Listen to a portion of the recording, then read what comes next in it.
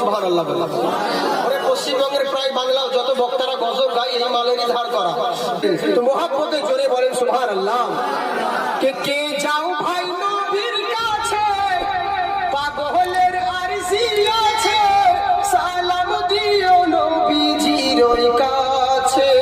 নবী গো এই গরিবের কি বা করার আছে। প্রত্যেক মানুষের আশা থাকে মদিনা যাওয়া, থাকে না?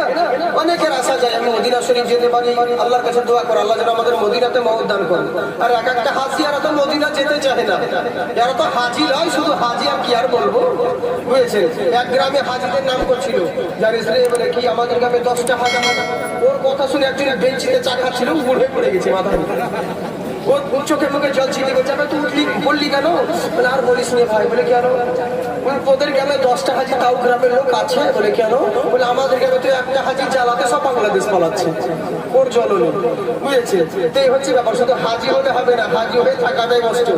খালি বলবে আল্লাহর কিনে লক্ষ্মীর কিনে হাজি হয়েছি, মক্কা গিয়ে ধাক্কা খেয়ে খেজুর এনেছি। এই তো হচ্ছে আমাদের। কিন্তু ওরকম হাজি হলে হবে না। প্রত্যেকের আশা থাকে মদিনা যাবার, কিন্তু আমাদের অর্থের জন্য, টাকা পয়সার জন্য সকলে যেতে পারে না। আচ্ছা বলুন, মদিনা গেলে কি নবীর সঙ্গে ভালোবাসা হয়? দূর থেকেও ভালোবাসা হয়। তাই কবি কি বলছে?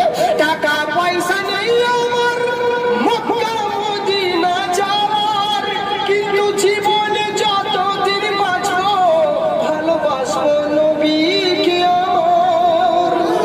ধরে বলেন সুবহানাল্লাহ। হ্যাঁ, টাকা পয়সা নেই আমার মক্কা মদিনা যাওয়ার, জীবনে যতদিন বাঁচবো ভালোবাসবো নবীকে আমার। ও গো আল্লাহ পরিবার দেখায় নবীর দিদার, জান্নাতে যাওয়ার ব্যথা যাবে মুছে। নবী গো এই গরিবের কি বা করার আছে, মওলা গো এই গরিবের কি বা করার আছে। মুহাম্মদে জোরে বলেন সুবহানাল্লাহ।